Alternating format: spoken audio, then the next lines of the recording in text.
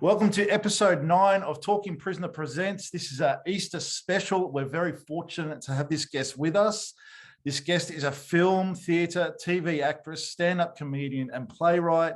She's well known on screen for her roles in Neighbours and Wentworth, and her other credits also include The Jackie Brown Diaries, 1,000 Apologies, Piece of My Heart, Billy, Rebecca 2, Nothing Trivial, True Crime, Safe House, Sunny Skies, Housebound, This Little and Rake, Wanted, Offspring, Secret Bridesmaids, Business, Rosehaven, Inside, The Sounds, Mean Mums, and My Life is Murder. And she's also currently touring with her new play, Stories About My Body, which we are going to give away a ticket soon and talk about. We are, of course, talking about Morgana O'Reilly, who played Naomi Canning in Neighbours, and Narelle staying on Wentworth. Welcome. It's a Good Friday. Hey, what an intro. It's phenomenal. It's the whole CV. You've done you everything. could be my manager. Yes, please. How are you? Welcome.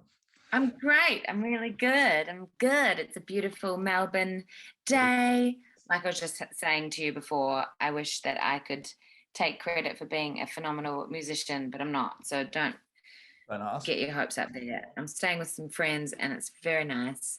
But yeah, I'm really good. Amazing collection on the wall, though. I know, it's so great. Yeah. Awesome. Now Ken's not with us today. He's got some prior commitments, so we will get stuck into it. Can you tell us a little about your childhood? Where'd you grow up? Well, I grew up in Auckland, New Zealand. I grew up with two artistic parents. My mum is a choreographer. Wow. If you're from New Zealand, you probably will have known a dance company called the Limbs Dance Company, which were a very pivotal dance company in New Zealand. They sort of brought contemporary dance to New Zealand. And my father, when I grew up, he was a graphic designer. And so, yeah. And yeah, lots of travel and art and stuff. Happy childhood. Yeah. Good. Yeah. What was school like for you? Did you enjoy school? I did enjoy school. In high school, like I didn't go much. I was a little bit naughty, but I do think in hindsight, the trouble that I was getting into with teachers, I think that they knew that I'd be okay. I wasn't a full problem child, but I was definitely sassy and had a healthy distrust of authority. Yes. Yeah. But it was cool. I went to quite arty schools as well. No uniforms, co-ed, which I really liked. I think I actually probably would have been more of a problem child if I was in I was in schools that were trying to be a little bit more disciplinary. And then I went straight from high school to drama school and soaked that up. Just loved every minute because also when you are learning acting, it's really clear that there's no right or wrong way. It's just whatever works for you to find what you need to find, obviously without hurting somebody else. But and I really loved that just totally jammed with my brain. And then came out of that and went straight into the industry. And what did your parents think about you going into that industry? Were they okay with it? Always been totally supportive. Yeah, I feel really lucky.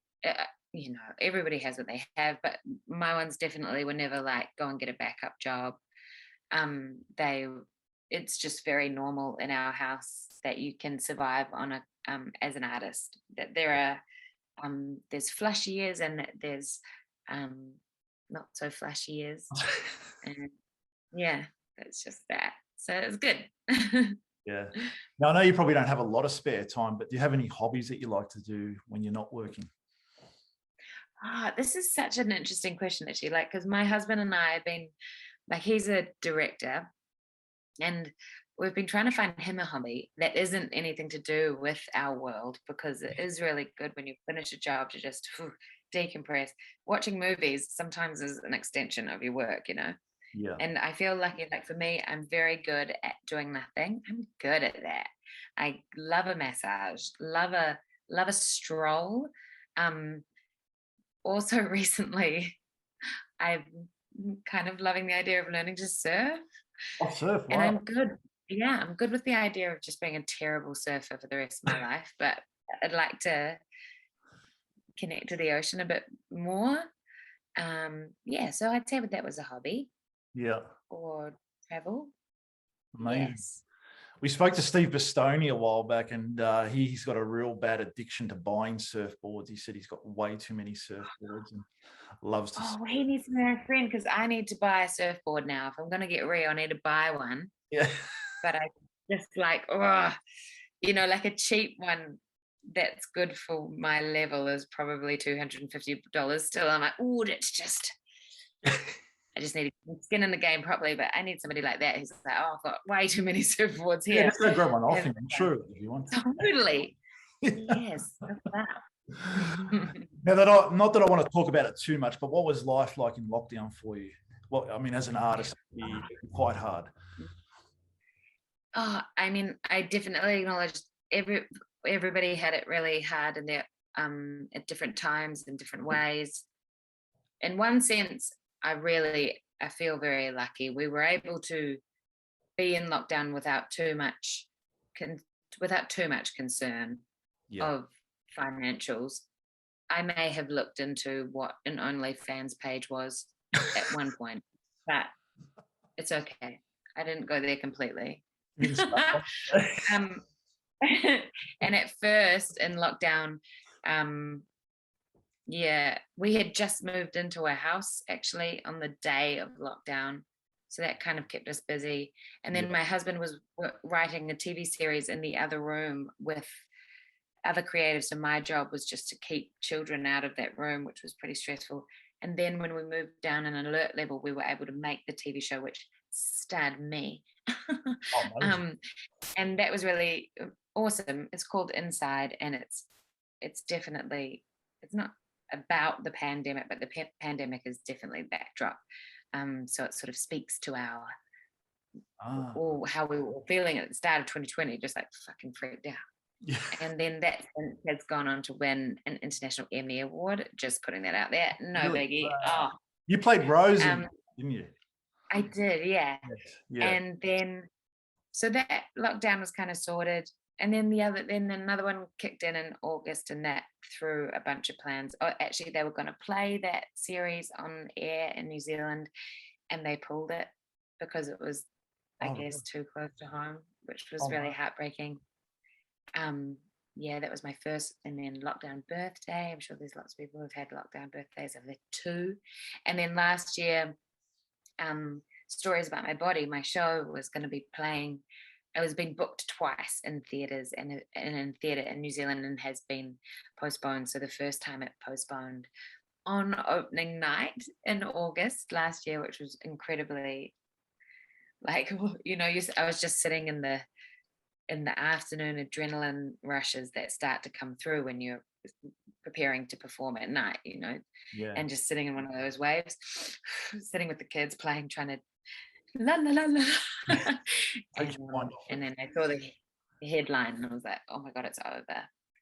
And then my husband went away to Australia to work because we needed income for 11 weeks. And I was solo parenting with 2 children in lockdown and nearly lost my mind.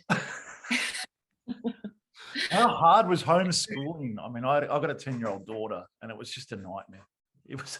Yeah, it was so hard. And then, of course, right, like kids, they don't, like a friend, if they can see you stressed and stuff like that, they will say, oh, mate, you okay? Like, I feel like you need a minute. But kids just mirror it back, especially my eldest, bless, because we're so connected.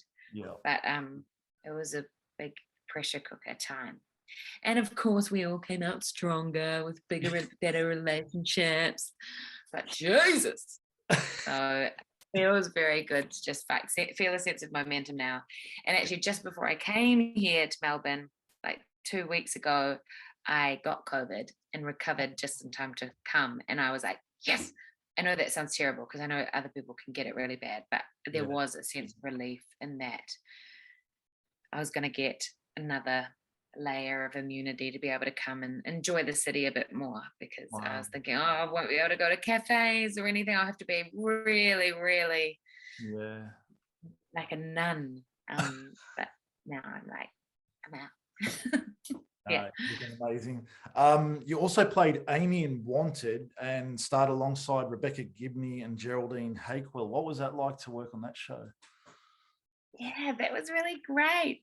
I mean, it's funny because some of these are just like little guest roles, and actually the hardest. They're the hardest jobs when you just turn up for a day and like pipe in for a few. 'Cause you just haven't gotten the rhythm, and especially, I mean, you're working with somebody like Rebecca and Jerry, who are just amazing. They're so good, and you step in when they are in full swing of their shoot for that season. So it's a little bit like, I hope that was okay. I just counting down to when you say your line, and then anyway, it was really fun. But those little baby roles are very hard. So next time you see somebody who just comes in for one scene on something, you know that they're shitting themselves. Yeah, I was going to ask you about that because you have had some guest roles and then you've had your longer roles in like Neighbours, which I want to talk to you about shortly. But I mean, is it harder being a guest role than a regular? Yeah, it is. I think it really often is. I mean, you're working with actors who understand that as well, so they're very generous and understanding of it, because I've been the one in the long standing role looking at an actor coming in, and sometimes incredibly experienced actors, it's still a bit like, whoa, okay, because you're finding the tone, you're finding the rhythms, and trying to figure out what you're playing all in a very short space of time. And yeah, it is hard. Yeah. But hey, mama got to work. No, you do it well. Now, is there any similarities between you and the characters that you have played in all the shows you've done? I think that's a really interesting question, because I think as a young actor, you want to think that you can play just anything, that you are a vessel, you are able to morph into whoever. And I still believe that to a certain extent. But as I've gotten more experience, and especially when I've been thinking about casting things, everybody brings an inherent energy to a role that is theirs. And that's not a bad thing. That's just really nice. And so I think each of my characters have different, I guess we always have something in common, but oh, look, I mean, shit, that's cracking open a really big question as well, because it starts to ask, like, who are you really? Like, what makes you you? Like, some characters, I'm like, oh, we like the same things, but our energies are very different. And other characters, I'm like, our energies are completely different. We don't like any of the same things, but there is something in our, something similar that, yeah. I'm taking that question too deep, but No, it's great. I love to learn about all this. I think I love all my characters. I love them all. I never judge them, and that's a very important thing to me. Yeah, no matter how awful they are, I'd always love them. Deep down. Now, speaking of characters you played Naomi Canning in Neighbours in 2014. How did you get the role on Neighbours? Well, actually, I just saw the casting agent last night, and we were reminiscing that I auditioned for Chappelle Corby to play Chappelle Corby in the telly feature they made about her.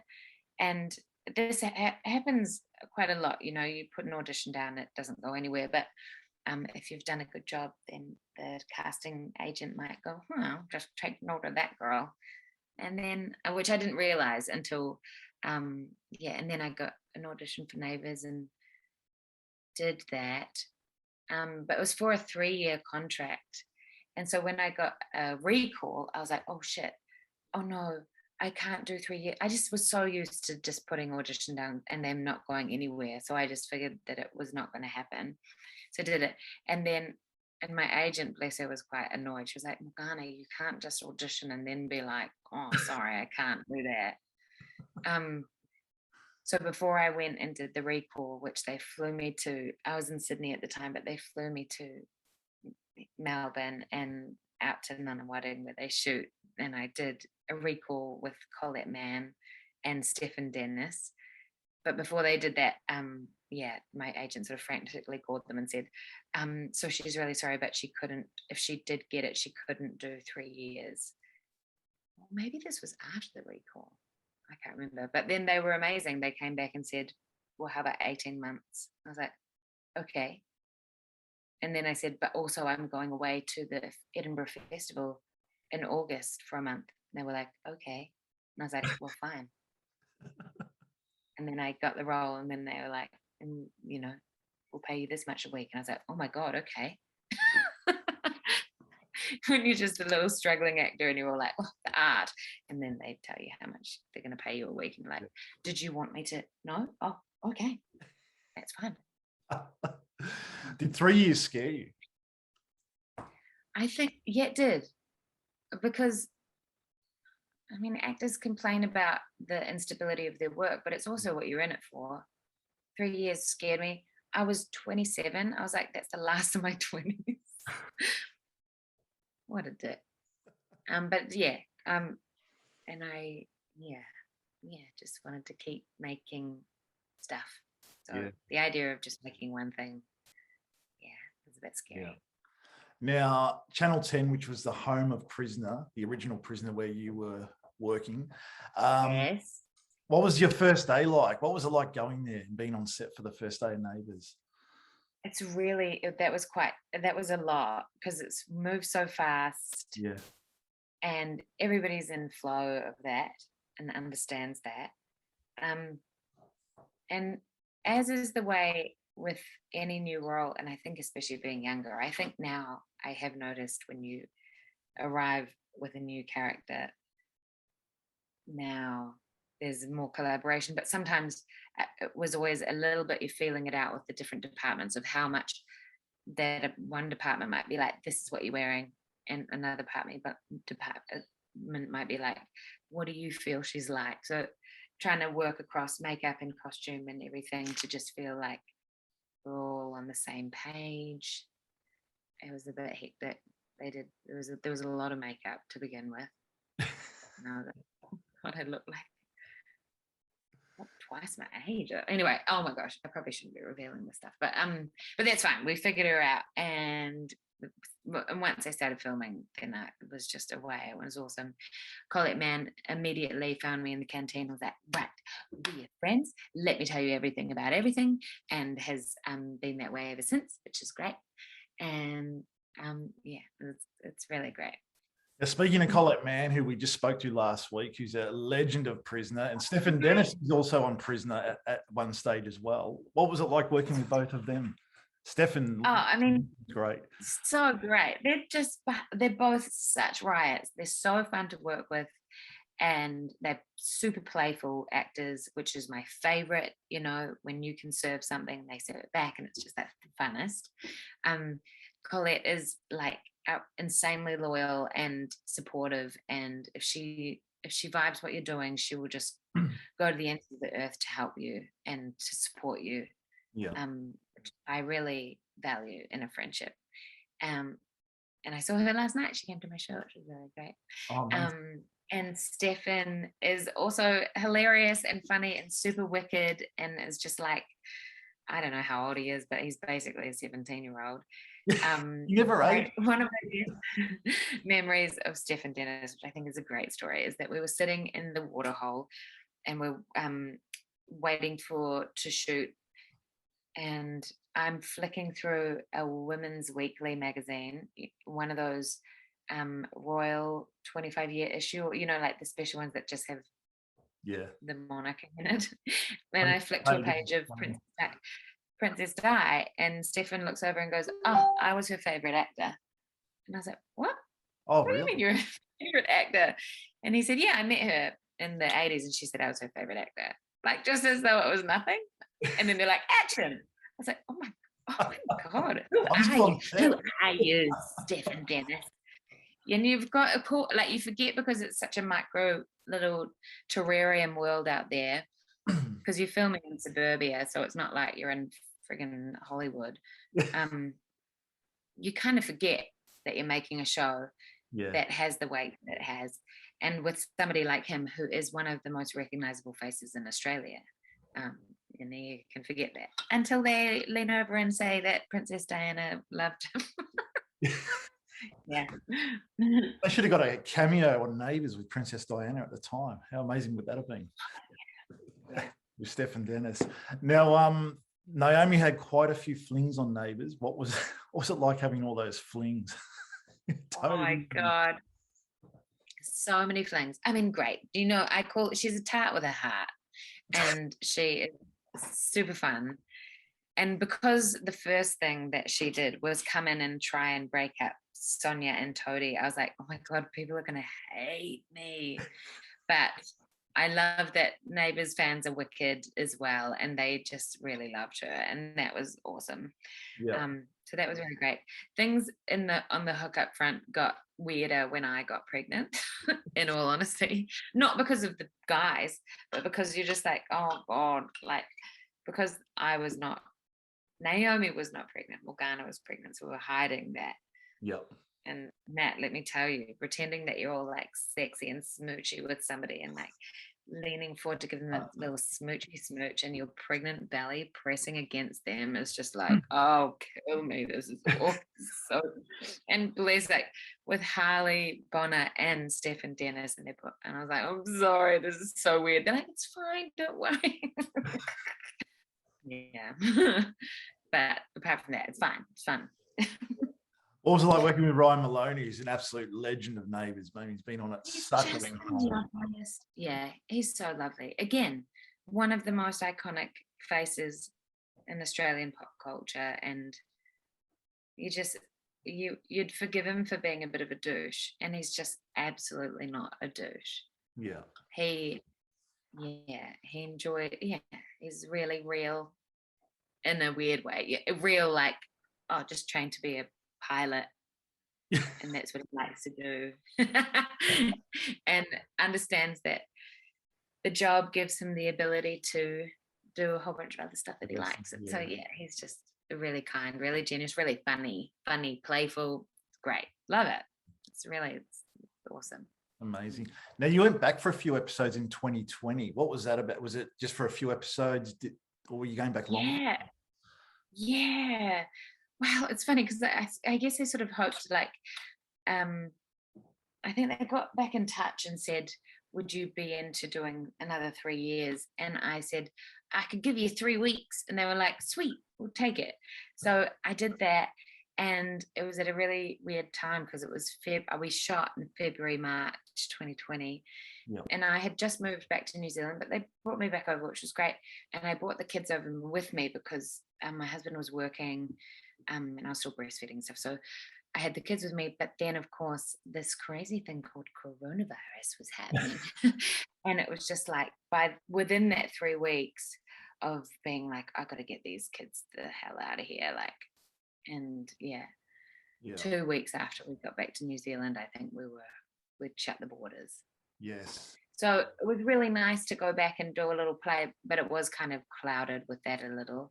But then the hope was that I could just come back every now and then for a little busy visit. But yeah, COVID kind of. So if COVID didn't happen, you would have stayed on there for the longer? No, I think if COVID wouldn't have happened, then I might have gone back for another 3 weeks, or done another few, like just come in for a few little cheeky visits every now and then. Yeah, so that it could work around my work. Yeah. And something that fans don't see is the intense workload on a show like that. I mean, it's a big day of shooting when you're on a show like Neighbours. Can be, yeah. And especially when you're just in for a little visit and they just really get their money's worth from you, which is great. Like, they absolutely should. And I think on one day, I think I did about 14 scenes back to back. In one day? In one day. No. Which I like. I mean, I really like. You just have to be like, on. That really suits me. And depending on your story, if you're there long term, your storylines sort of flux, and you can have a storyline heavy time, and then it can chill out for a bit. Yeah. Yeah. Now, what's your technique for learning your lines? I like to ask this for every person I interview because I find it, yeah, everyone's got a different way to. I'd love to learn. I'd love to know what people say. I think for everything, it's slightly different. My theory is it really is a muscle, and I know that if you've been able to do it a lot, then you've just got a really good muscle at it. And when I was doing Neighbours full time, all I would really have to do was look over the script the night before, and read it read the scene over 2 times, and sleep on it. My biggest tip is to be able to at least sleep one night on it. It just goes deeper. And then, because there are some actors, bless them, who they're learning their lines in the makeup chair in the morning, and I could see when we're doing a scene together, just the fear in their eyes, like it's just a line learning exercise instead of. I was like, well, why would you do that to yourself? Like, give yourself some time to sink in it a little bit more. Yeah. But it was almost like a superpower, because you just like look at it a couple of times and then you know it the next day. Wow. Or know it enough to be able to play with it. Because you also, I don't like to know, so I don't want to know it's so ironclad that there's no room for play. That makes sense. Yeah. Yeah, and I think it's pretty much the same with everything that I do. And like if it's an audition, then I will record just in voice memos. I will record the other lines and I'll just talk to myself. Story of my life.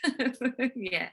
Funny you mentioned the makeup chair, because I've interviewed a few cast members from The Sopranos over in the US, and one of the cast members was talking about Edie Falco, who played Carmela Soprano. She would just sit in the makeup chair on the morning, read the script. That was it. That's all she needed, and they couldn't work out how it worked.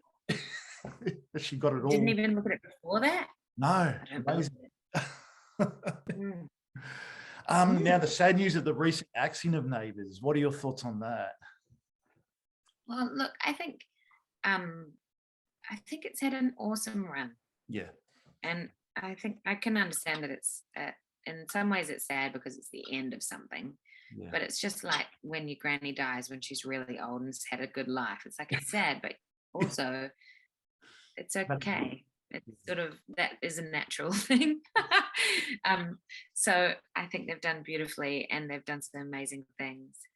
And in a way, when something finishes, you're able to really understand what they've done a bit better than, so they had a lot of firsts, and has been very inclusive for lots of different minorities and sexualities and things like that. And I think for them to finish, we'll be able to sort of take stock a little bit better of the impact they've had on Australian culture or pop culture in general, more than we'll be able to do while it's still going, if that makes sense. Yeah, definitely. How would you like to see it end? What's your perfect ending for Neighbours? Oh my gosh, like a meteorite. I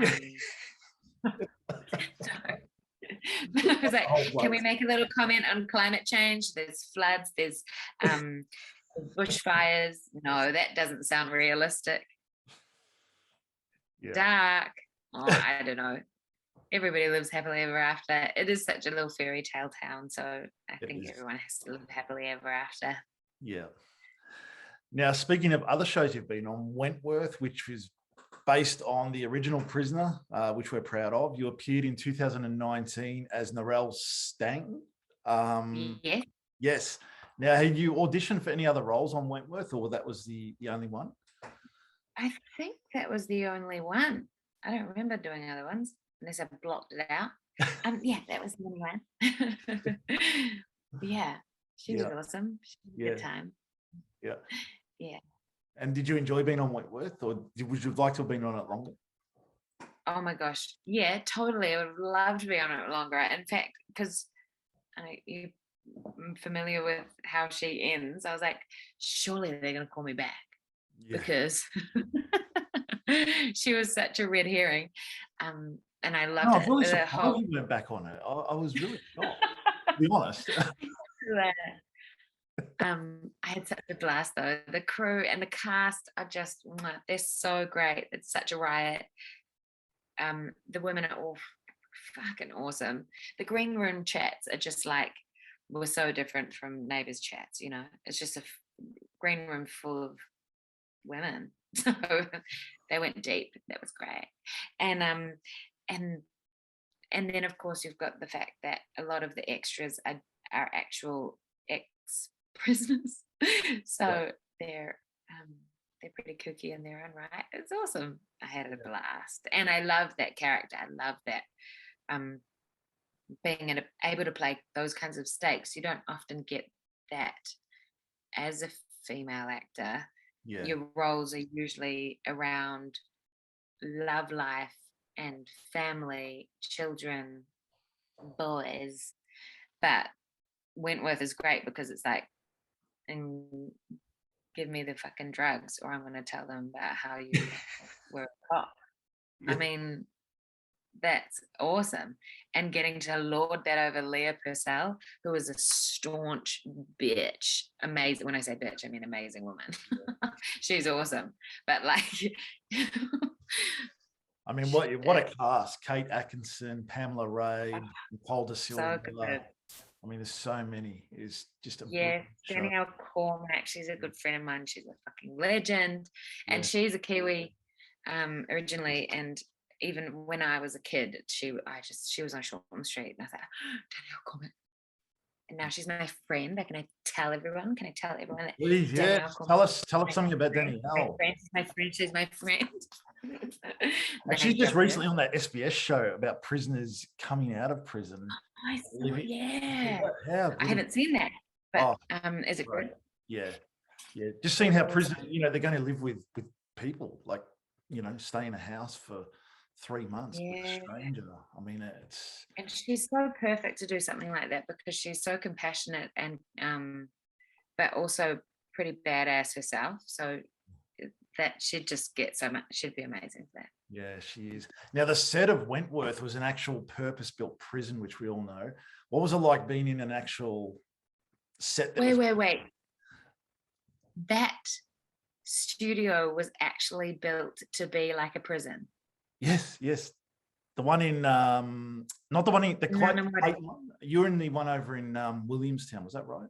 There was two. In Nunawading? Oh, no, for Wentworth. Or I thought you meant for Neighbours. I was like, that makes so much sense. That studio was like a prison. Well, that prisoner was there. The original prisoner was there. That was... Yeah. We were over in Williamstown. Yeah. So I think it was some kind of university lot. And then they rejigged it. Yeah, it was great. In a real prison.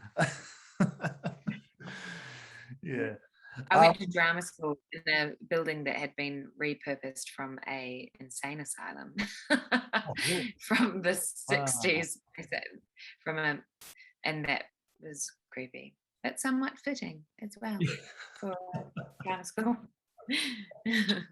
Now, I do have to ask, did you ever watch Prisoner, the original? And we won't be upset if you haven't, so don't stress. I didn't. You did it? Sorry. That's okay. Just a little bit before my time. Yeah. Do you get recognized a lot in public from Neighbours, from being on Neighbours? No, I don't. Or if I do, I don't know. Or if I do, I just think I'm getting checked out.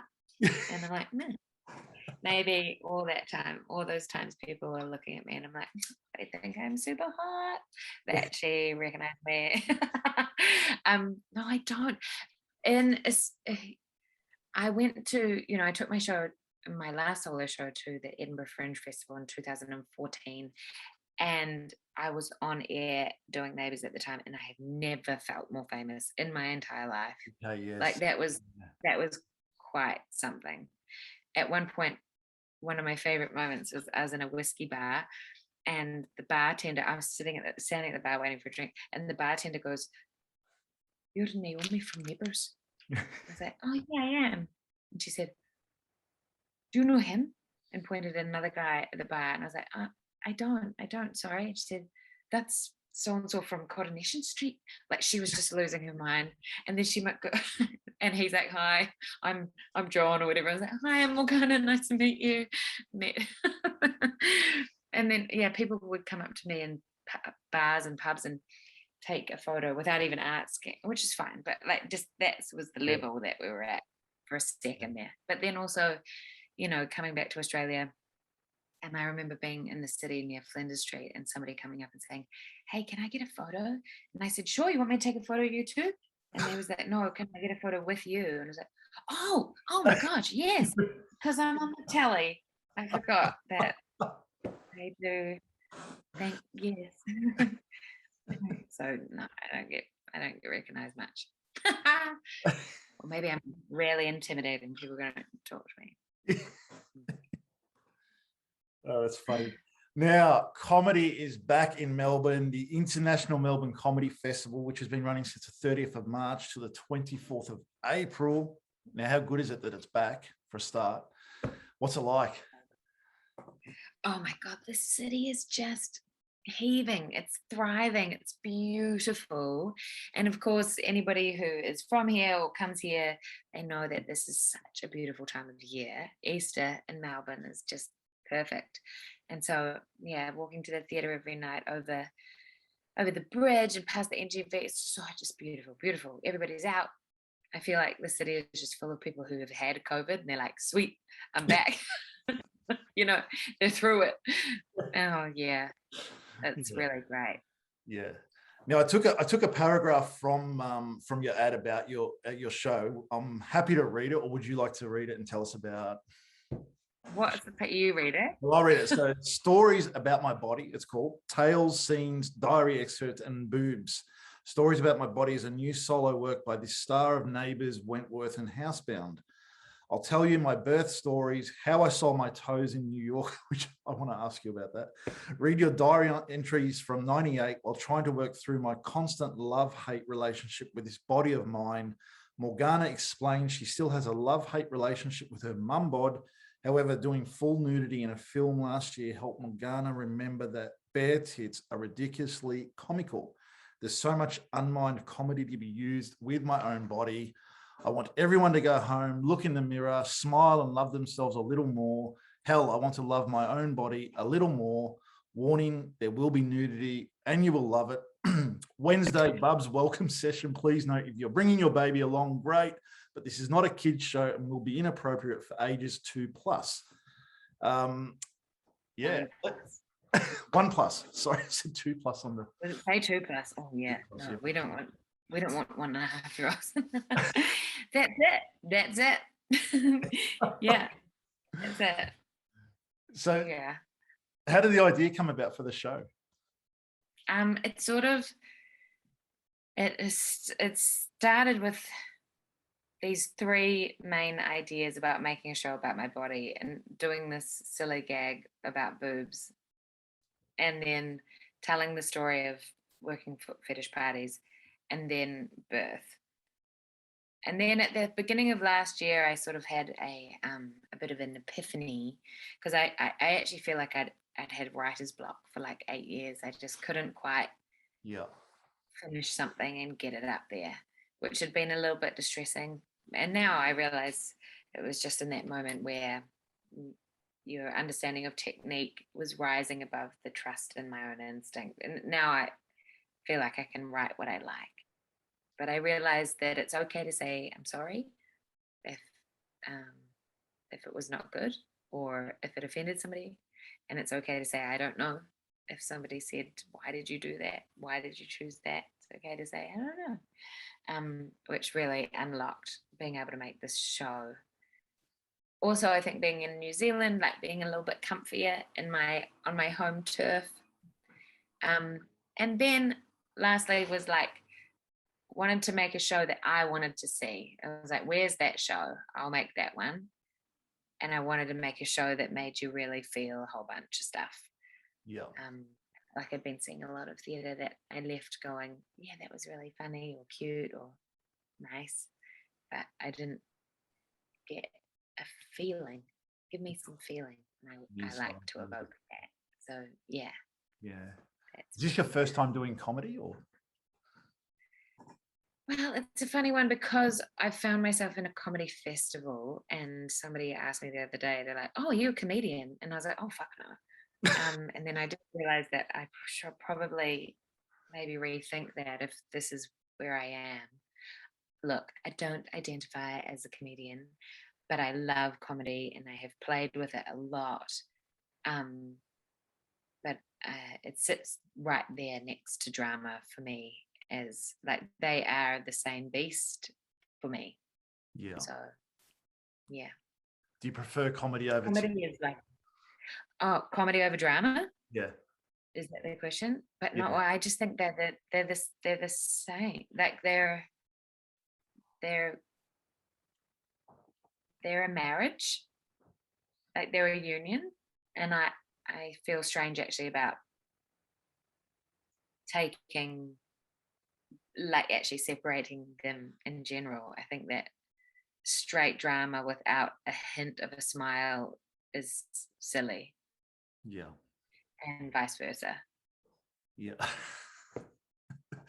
Now, before we come on, you mentioned your opening night was last night. What was it like on opening night? Is there a lot of nerves? Is there a lot of adrenaline? What's going on in the mind? Yeah. Like every overnight night is sort of different depending on the show, but of course this is just, it's a little like, and I don't mean to be sounding like a downer, like a little bit lonely because it's just me backstage. What's And it just like? like, Just being you, like you're on there by yourself.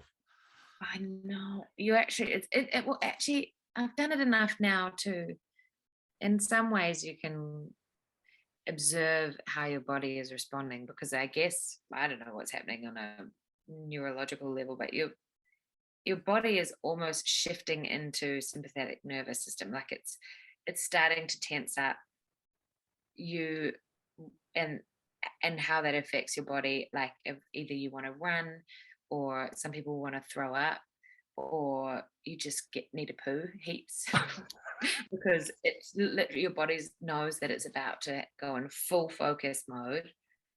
And you can just, I can see how for some actors who get, as they get older, they get really crippling stage fright. I can see how that can happen if you start to fight that, because you can't do it at the start. You're like, why am I doing this? This is so awful. And then as you get more comfortable, that's okay. I did another solo show, which I toured in people's living rooms. I rode my little bike around Oh, really? Sydney or all over the world and did the show in people's homes.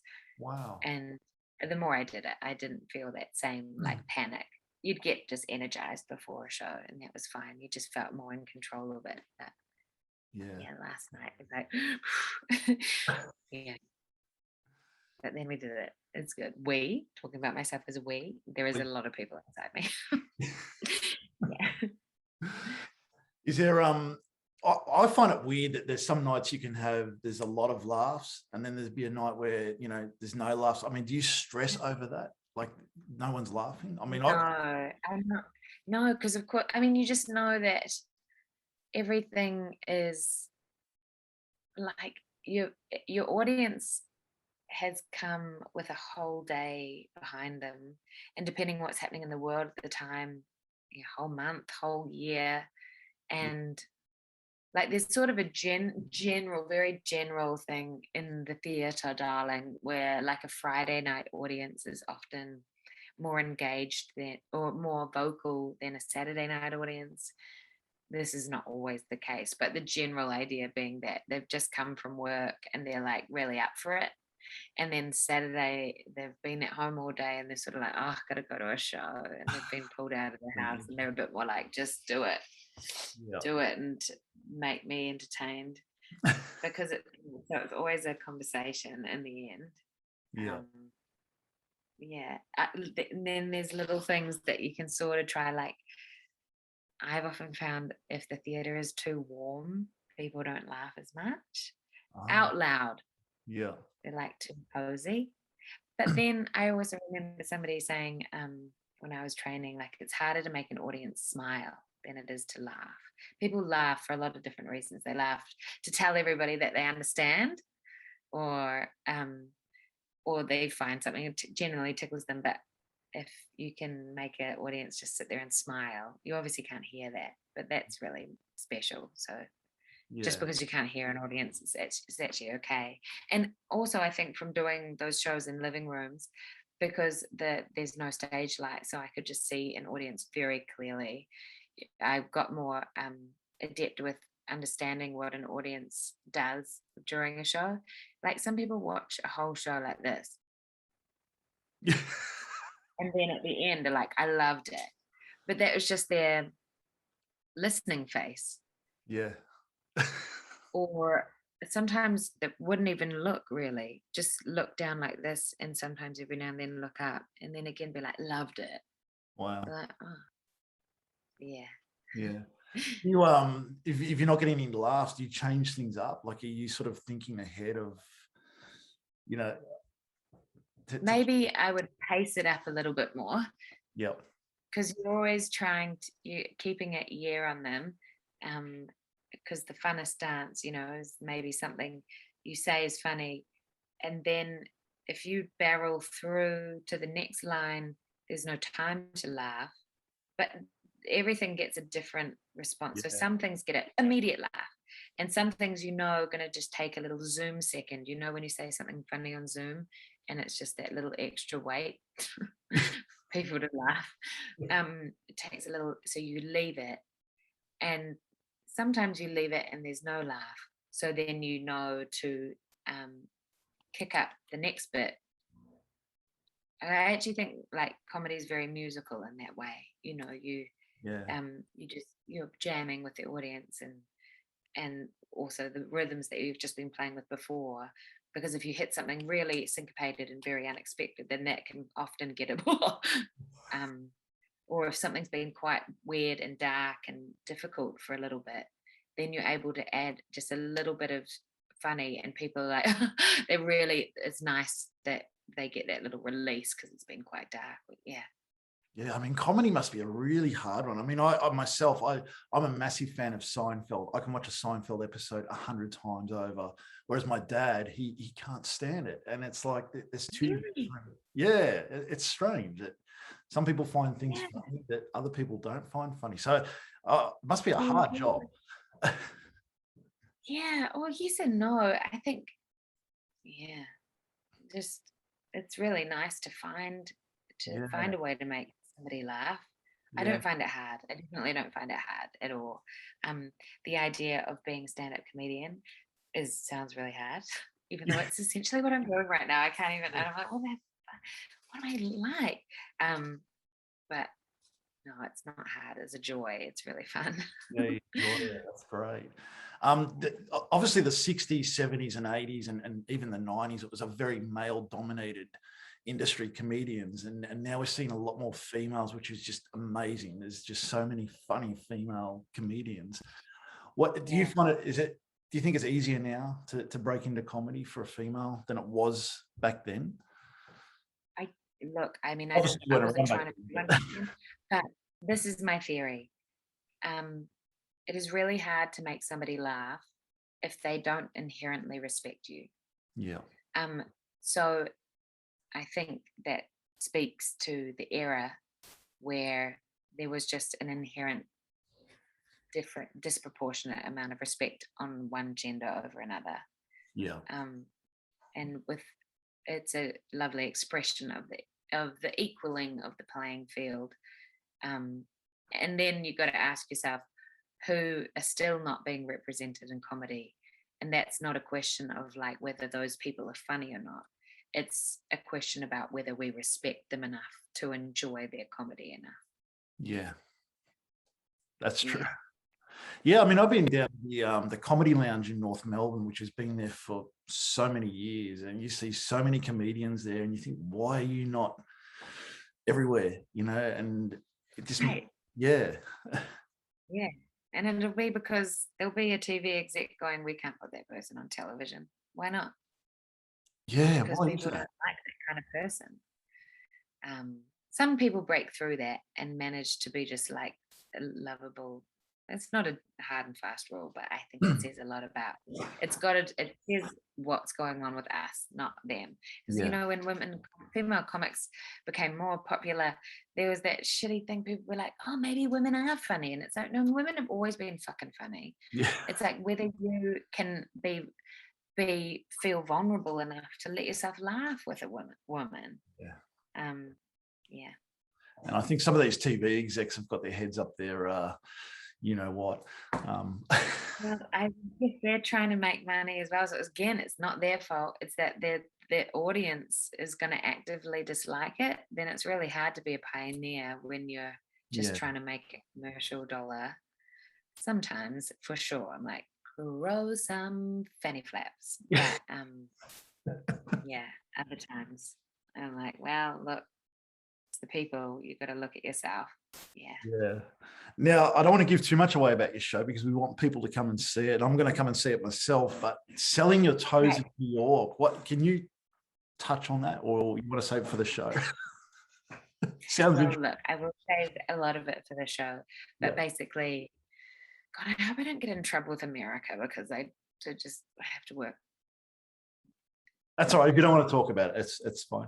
No, anyway, I worked at foot fetish parties. I let people suck my toes for money, and it was great. It's hilarious. And so I tell that story. Yeah. Well, that's interesting. And also going into lounge rooms of people's houses doing comedy. I mean, what was that like? That sounds really interesting. Yeah, it was great. It was like I wanted to travel around the world, and the audacity of youth, right? I was like, I don't want to work a normal job, so I'm going to make a solo show, and then I'll do a solo show so I don't have to pay other actors, so I can fundraise for myself to go traveling. And I made this play, which was like I played a whole family and lots of so whereas this show is me addressing the audience and storytelling, essentially that one was like a full play in itself. The first scene was me playing siblings who were fighting and having a big and so I did it in Auckland at the Basement Theatre to fundraise to go away. And then when I was traveling, I started doing it in people's living rooms as a way to say thank you for letting me stay on your couch. Obviously, they knew I was about to do it. It wasn't like they just walked into the living room and I was like, da, da, da. But like, I did it for in a friend's place in Shoreditch in London. They had a lot of friends over there. You have a little party, and I'd do the show, and then I'd pass around. And they would say, well, pass around a little hat or something. People can put some money in and help you fund more of your trip. And so I'd either do it for donation or I'd just do it as a thank you. And then came back to New Zealand and wanted to take the show to the New York Fringe Festival in 2010. And back then you couldn't apply for funding to go to a Fringe Festival. So I did the living room tour, and me and my director drove as far as our petrol tanks would take us. People would book me to come, and they would have a big group of friends, sometimes a little group. I think I've done it for like 4 people, or a big fancy, like I'd go from one big fancy mansion to a little student flat, and always it was for donation. Always. I learned things like if I passed around just like a saucepan or a hat or something where you could see the money, I felt like people were cheaper. So I fashioned the bag out of a singlet. I like sewed it up down the bottom, because I felt like if you couldn't see, if you're just putting your hand in, then people were often a lot more generous. And then that fundraised to go to the New York Fringe Festival, and went over and did that, which was really fun, even though I was like completely exhausted by the time I got there, because I'd been doing that so much. And then we moved to Sydney, and I started doing it in Sydney in the same way too. Oh, you did it in Sydney? Because I was so broke. Yeah, I was so broke at one point that I was like, oh my God, I'm gonna have to get a normal job. I was like, oh my God, I've got no skills. I like put a CV together. I was like, oh God, I've like I've worked in one cafe, I've worked in a burger joint, and I've sold my toes. Like, this is not good. But so I started doing that. And that was great. I would ride my bike to like a nice place in Bondi, and then ride it up to another little like bunch of drama school students. And that was great. Did help me survive. Wow. And then Wow. I got Neighbours, and then we moved to Melbourne, but I also within that year took that show to the Edinburgh Fringe Festival, and then that's where I kind of put that show to rest. Came back, got knocked up, and then played a couple of other solo works, which were children. Yeah. I mean, I can't wait to see it. I really can't. Is the American audience harder than an Australian audience? Like, is it tougher with the audience over there compared to Australians? Do we find things funnier than Americans, or? I don't know. You mean live? Yeah. Or Well, when you were going to the houses and things like that. no, people are kind of the same everywhere. Yeah. I find. Or maybe, Matt, I'm just incredibly disarming. No, everyone's pretty much the same. The only thing that I notice as difference with audience is their level of understanding with different demographics, and that can be within one city alone, one country alone. I noticed, like, for example, in New Zealand, I toured a show for a while with the two actors, me and another guy. There was a series of monologues and lots of different characters, and some characters that were really urban and really like street, and some that were so lots of different demographics. And there was and depending where we were, different audiences would relate to different characters closer. You could just hear it. But then like, we're in one town in particular called Hamilton, which is a little town sort of like Penrith or something like that, and they laughed at everything, so you could tell that they just had an understanding of there was more of an intersectionality of their community, obviously, that they weren't just upper class, they were really multi. I think that would be a general rule. Yeah, definitely. Do you have a favorite comedian that you like to watch? Yeah. Oh, yes. Who do I love? I mean, there's Hard so many. one off the top. Yeah, it is a hard one. Sorry. I'm throwing the hard ones at you. I loved Hannah Gadsby's Nanette. That really blew my mind and blew my heart. I loved that. That was a great example of like using comedy as a way to get into somebody's heart and then talk about some fucking shit. Yeah. You know what I mean? Yeah. Yeah.